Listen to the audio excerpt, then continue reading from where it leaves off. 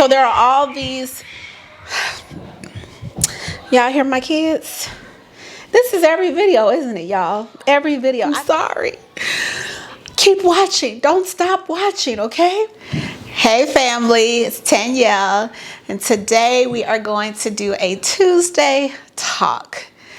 I want to talk to you guys about the couple who gave their adopted child to another family. I think that's the story. Don't quote me on that.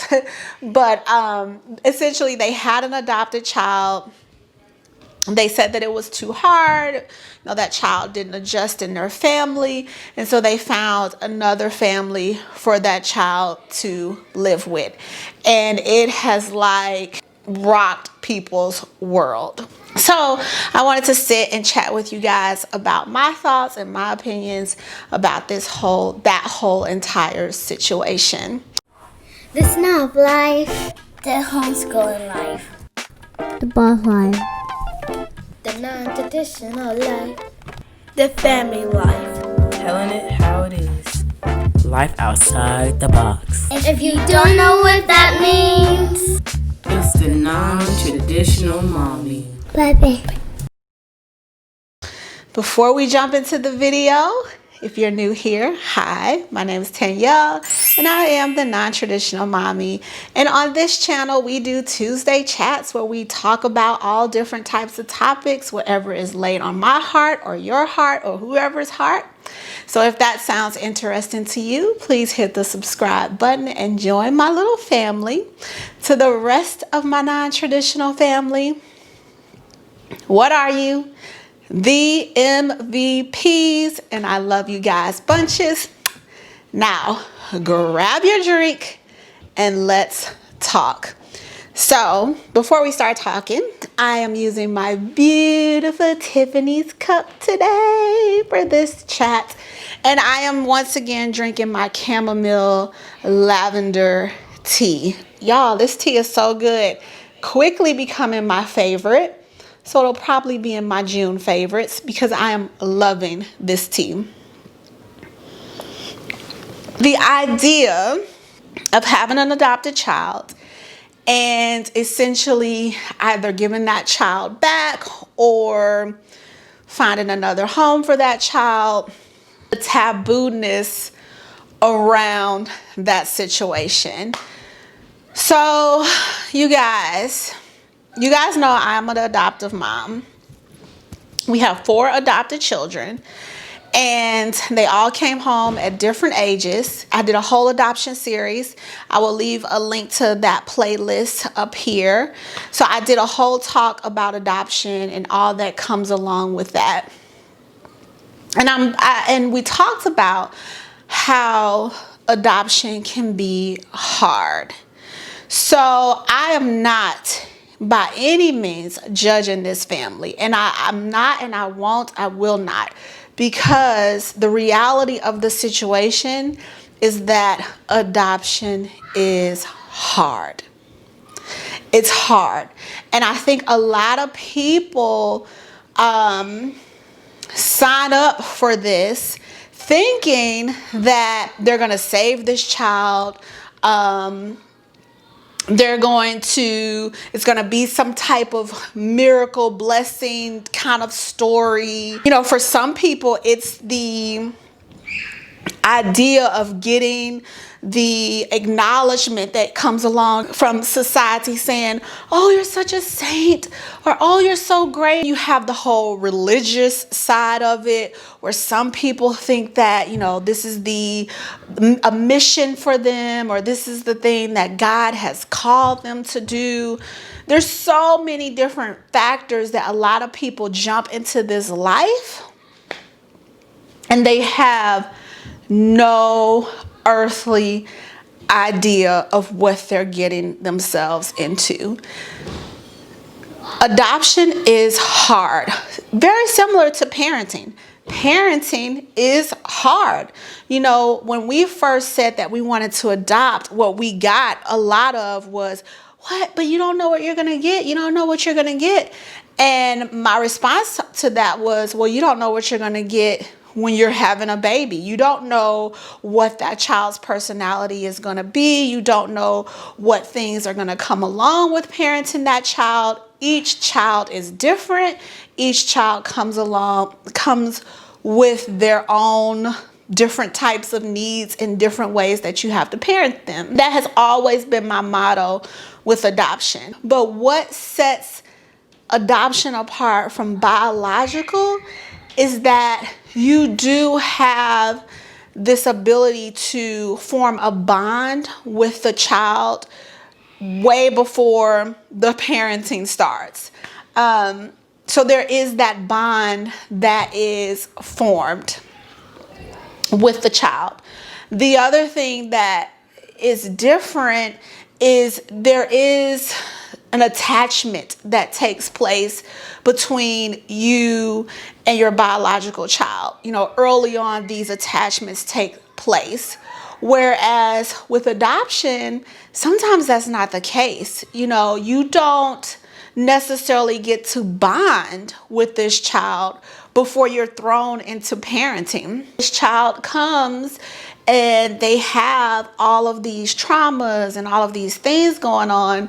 A lot of times we automatically go into parenting mode. We don't go into, well, let me bond first and not worry about this behavior that's causing conflict. And so it kind of hinders the bonding. And then there's the whole attachment, you know, thing. Some children come and they have attachment disorder, so they don't attach, aren't capable of attaching, or you struggle with attaching to them because you are constantly parenting them. So there's that whole thing. And let me say, when you have biological children, it makes it even harder. It makes it even more difficult. And I don't know what the birth order was or how old their adopted child was or how old their biological children were when they brought their adoptive child home. But disrupting the birth order causes a whole different set of complications and things that you have to be prepared and ready to address. So if this child is having their own behavior issues and you're dealing with that, and then your biological children are over here maybe having their own other set of issues, it can become hard. It can become hard. And if you don't have the proper support system, man, that makes it even more difficult. So if you don't have the support system, if you don't have the resources that you need in order to learn how to address certain behaviors or be able to talk to someone about certain behaviors, that's going to make it harder as well. So there are all these, y'all hear my kids? This is every video, isn't it, y'all? Every video. I think, let me just pause for a second. I think it's this house. You guys know we're in a rental. And I think it's the layout of the house. That is why they seem so loud. I don't know. But I apologize, y'all. I'm sorry. I'm sorry. Keep watching. Don't stop watching, okay? So anyway, yeah, if you don't have the resources that you need to be able to address whatever behavior or whatever issues or whatever conflicts are coming up, that's going to make it harder too. Like if you're not immersed in the adoptive community, and a real one, you guys, let me throw that in there, a real one, because you get these communities where the families themselves are struggling also, but nobody wants to say it. And so everybody kind of tiptoes around real issues or brush off real issues. And so you don't have a safe space to be like, this child is driving me bat crazy. And feel like they're going to be like, girl, me too, high five, I get it. So you need that type of community because this is different. This is different. It's a very unique type of parenting, a very unique life to live. You definitely cannot go into this thing with the savior mentality because these kids aren't feeling like they need to be saved from something. So you can't go into it with this savior mentality. You literally have to go into it as a parent, as a biological parent. And I don't know, for every person is different on how to get that switch to click, but it has to somehow click where you're understanding that this isn't a I saved you or I'm saving you kind of situation, because that will make it 100 times harder. The idea of reversing your adoption, you know, I look at that and I think it's harder. I think it's harder for people to give this couple grace because they have biological children, and maybe too because they're, you know, they were YouTubers and, you know, the kid was all over YouTube, and I haven't watched any of the videos, so I don't know what that looked like. But I do think there is a part that makes it harder because they did have biological children. But the way I'm looking at this, you guys, is I'd rather a family say, this isn't working, this is too hard, I'm not cut out for this, I made a mistake, and reverse that adoption, than to keep the child and abuse them, mistreat them, and end up possibly hurting them or even killing them. So I much rather that, and them feel like they can do it without being judged. Because if they feel there is going to come backlash or judgment, then they may not do it. And now this child just went from one type of trauma to a whole different type of trauma. I equivalent this the same way I do to birth parents who make the ultimate sacrifice and decision to give their children up for adoption because they understand that they can't do it. Like, this, I can't do this. It's too much. It's too hard. I'm not mentally capable. I'm not financially capable. Whatever. There's a whole list of things, of reasons why a person may choose to give their child up for adoption. But I rather they make that choice, that ultimate sacrifice, that ultimate choice, than to keep this child and abuse them, mistreat them. This child grows up in a life of poverty, you know, extreme poverty, when they didn't have to, or even worse, hurting or killing the child. So to me, I applaud people who can take a step back and realize this isn't what I signed up for. When parents or adults are able to self-reflect and just say, I can't do this, this is too hard, we as a society should not chastise them for that. It shouldn't be, well, I told you so. I told you shouldn't have adopted that kid in the first place, and I knew. Or, oh my God, you're a horrible, horrible person. Who does that? Who gives a child back? Or how dare you? Did you use that child? That is so terrible. Like, to not be a safe space to make a wise decision, I think it's horrible. I think that's horrible of society to do that to people. And I think that that's why we see situations of parents killing their children, or we see situations of extreme abuse amongst the adoptive community or amongst parents in general. I think that's why we see situations of murder, suicide, or anything like that, where we see these cases because these people didn't feel comfortable or safe enough to be able to say, I made a mistake. And I'm sorry I made a mistake. I need to, I just, here you go. I'm sorry. And we say, you know what? We received this. We understand. No harm, no foul. We get it. Let's all move on and find a better situation for everybody involved. That is how we need to be, you guys. Especially to me when it comes to adoption.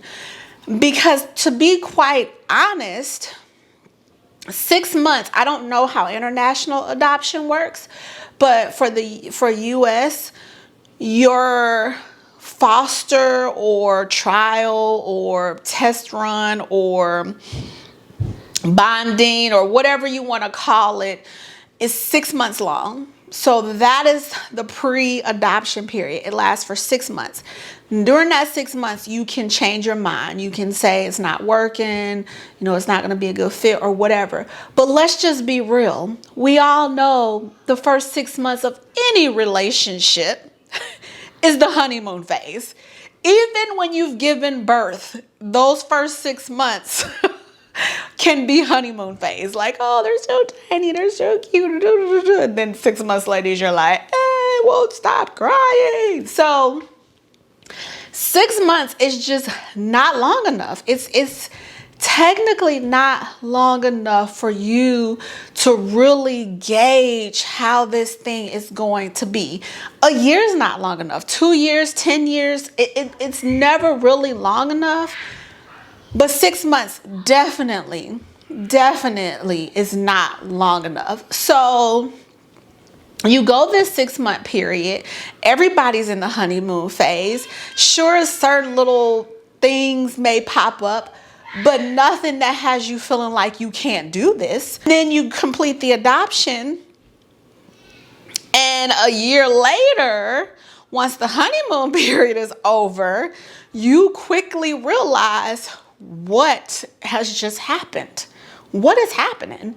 And that could be hard. Again, if your intentions weren't necessarily in the right place, if you didn't have the proper training, the proper understanding, if you don't know, you don't have a support system, the resources, all of these things, you can quickly feel overwhelmed with this thing.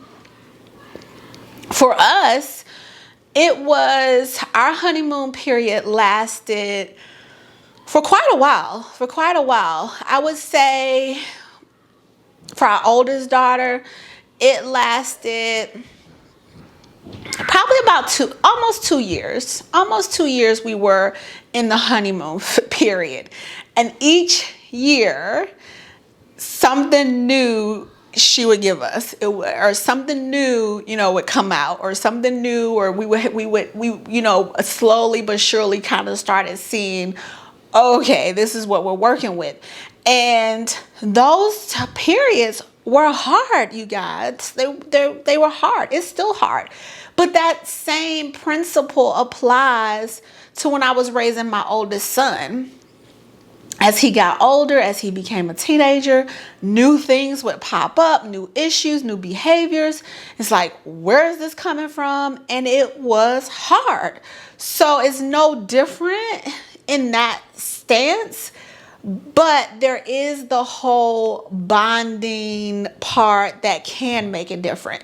And I will say, for us, I think that's where our advantage comes in, because we did have such a long time, because we were in that period for so long, to be able to formulate a bond and to formulate a bond and then an attachment.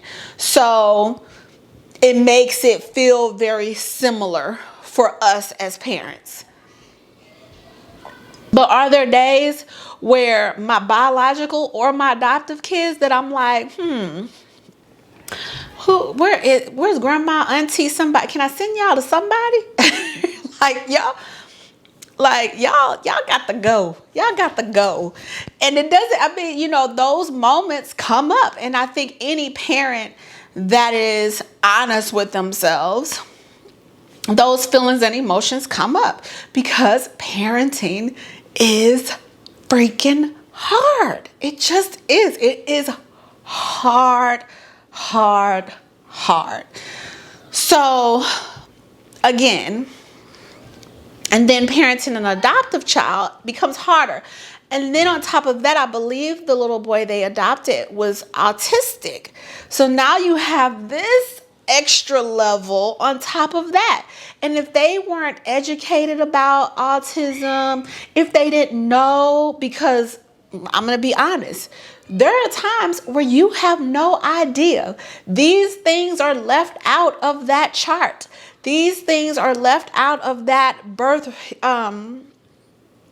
or left out of that child's records and history. So you have no idea until you're face to face with it that that's what it is. It could be that the agency didn't know.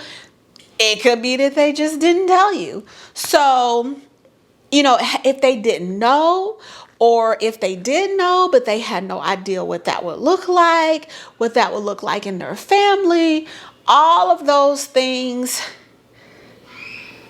make a difference. Of course, the question comes up on if that was their biological child that was autistic, was having these behavior issues, what would they have done as parents? What would they have done? You know, I think maybe when it's your biological child, you don't feel like you have an option. You don't feel like there's a way out, for lack of better words. And so you grunt and push and fight through it.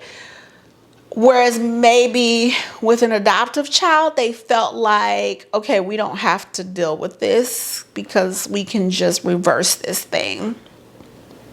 Which, again, you guys, saying it out loud sounds terrible, but I operate from a place of I'd rather you do that than to hurt this child or to neglect this child or to mistreat this child. So I operate from that space. But overall, what I want you guys to take away from this talk is that we should be a support system and resources for these families. I was talking to a friend, and I may have said this in one of my adoption videos, ranting about how hard it was, and she was like, well, you chose it. You chose to do it.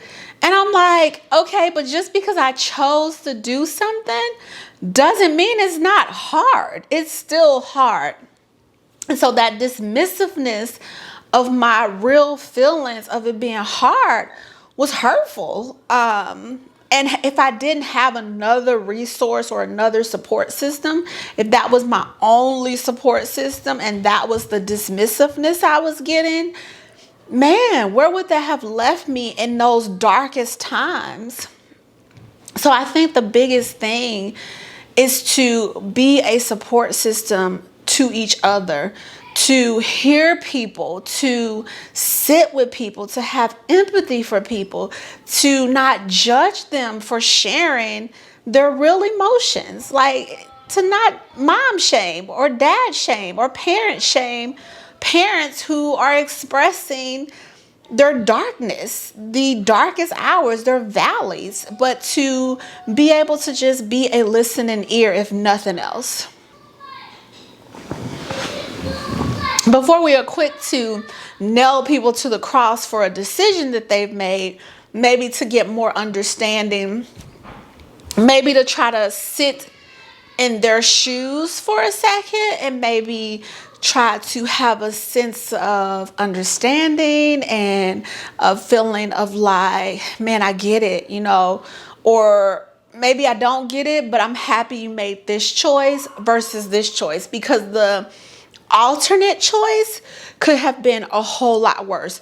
This story could have read totally different. And so being able to say, I don't necessarily agree with the choice that you made. However, I'm glad you made that choice and not the latter or the alternate. So take that away as well. We are so quick as a society to judge, and I think that's our biggest hindrance, period, as a society. So that's what I would like for you guys to take away from that. But tell me what you guys think. Tell me what your feelings are if you've read this story or came across it. What your initial thoughts were. What are your feelings now after this video? Did they change? Are they the same? I would love to hear what you guys think. If I touched on something and you would like for us to talk deeper about it or go into more details about it, feel free to leave that below and we will chat it out in another Tuesday talk. And that's it, you guys. That's all I have for you. Thank you for hanging in there. If you're still here and you have not joined the family, come on. We are a loving, welcoming family, and we would love to have you as part of the MVPs. So hit the subscribe button and join the family. To the rest of my non-traditional family, I love you guys, and I will see you in the next one. Bye.